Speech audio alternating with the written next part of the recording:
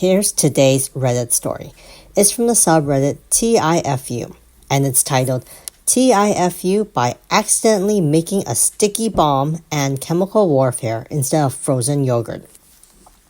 So, my wife had surgery on Thursday. Nothing major, but she's going to be sore for a couple of days and not be able to use any abdominal muscles from the incisions. Being handy in the kitchen, I wanted to make some food for her that was a bit extra.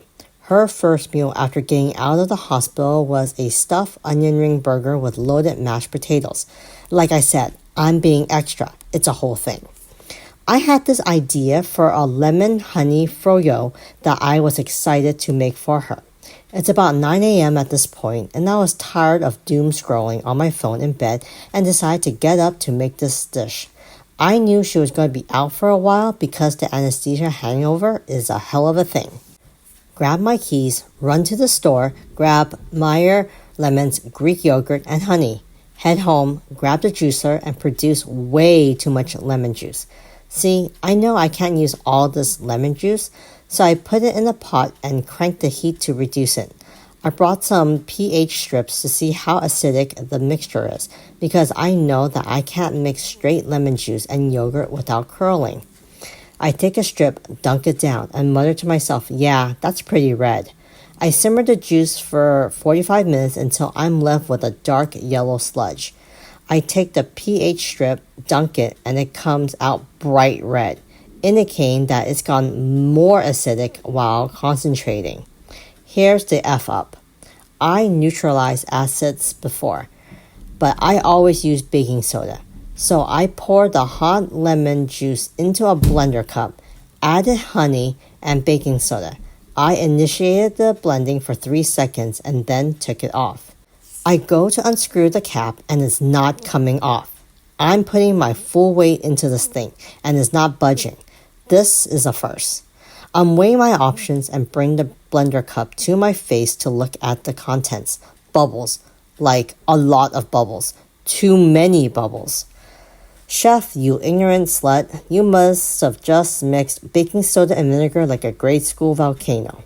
I realized what's in my hand and decided that if this thing is going to happen, it's better that it happens outside.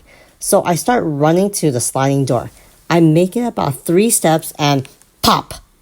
Well, now I say pop, but realistically, it was more of a gunshot sound. The shock is starting to set in a bit. My hand is numb, and my first thought is that, oh God, I lost my hand. I look down and we're good to go. Hand is there, if not incredibly painful. That's when I start looking around. There's lemon sticky sludge everywhere. The blast zone on the floor is incredible, and the force with which the blender cup exploded left a large divot in the flooring. Everything is covered. The walls are covered, the ceiling is covered, I'm covered. Wonderful. Wasting no time, I know that it's gotta get clean. First and foremost, I'm not working in sticky clothes, so I threw my shirt and pants into the wash and put on some flip-flops. To make this context even better, I'm wearing boxers with little cartoon bats on them. This becomes important. Assessing the situation, this looks like a job for bleach. I grab my Clorox and begin spraying. Spraying. Why am I woozy? Oh, is that because I just make chloramine gas by combining bleach and whatever the hell mix I have? Apparently. So now I'm lightheaded and it hurts to breathe. This is the exact second when my cat runs out right through ground zero and gets bleach and sludge on her paws. I scoffed her, took her to the bathroom, ran some water, and washed her paws. She's only a year old, so she's not too familiar with this water business, and proceeds to flip out, and now I have claw marks down my chest with a decent amount of bleeding. But she's contained, and I consider this a win. I leave her in the bathroom and close the door. The only option I have to protect myself is a neck gaiter that I have from the video game Dishonored 2 and a pair of swimming goggles. But honestly, most of the gas has left since all of the windows are open. I start scrubbing and then break out the steam mop. Unfortunately, as I learned in hindsight, all this literally did was stretch out the honey to a thin film across the entirety of the house, so all the floors were sticky, but at least they looked clean. I cleaned the walls and broke out the ladder to get to the ceiling. This is the moment my wife walks out of the bedroom. So post-surgery 14-hour sleep, this is what she sees. Her husband in bat boxers standing on a ladder in the kitchen, wearing flip-flops, goggles, a neck scarf, holding a bottle of bleach and a sponge, blood on the chest, and a cowlick in the hair from the sludge. I yelled, "I can explain everything!" TLDR. Tried to make frozen yogurt, end up making a chemical reaction explosion that coated a 20 feet radius blast zone, and made poor choice in cleaning up that led to toxic gas, blood, and a very confused wife. Yeah, really, really dumb things.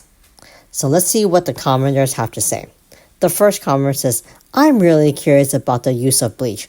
Hot water would have softened the honey and make it easier to wipe up."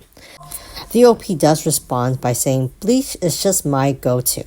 I clean my countertops with it a lot since I do a lot of cooking. I need to kill the bacteria from raw meat. Bleach just seems to be the easiest thing to use. Obviously, if I had to do it all over again, I would make several different decisions. But then it wouldn't be an F-up now, would it?" Another commenter gave another suggestion. It says, "I was going to suggest degreaser. Working in kitchen for 10 years, light messes are cleaned with a wet rag soaked in sanitizer. Heavy messes get degreaser. Screw bleach. I want nothing to do with bleach. Great at sanitizing, but not for breaking down and cleaning gunk. It's useless. Only time I use bleach is when I'm out of quat, and even then it's just a splash in a bucket of water. But without fail, I end up with a bleach spot on my clothes. My chef pants look like an inverse leopard."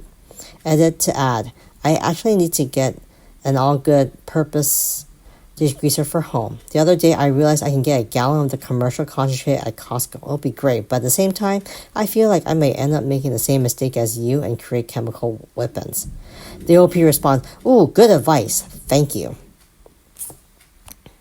Another commenter says, "It's really cheap and easy to buy frozen yogurt, right? Glad you survived to scrub another day."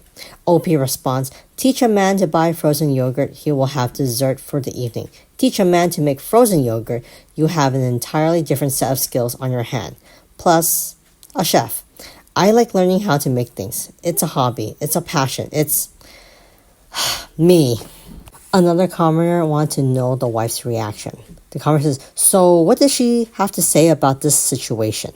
OP responds, "She lifted up her feet a couple of times, noting the stickiness on the floor, looked at me, and just went to the bathroom to brush her teeth.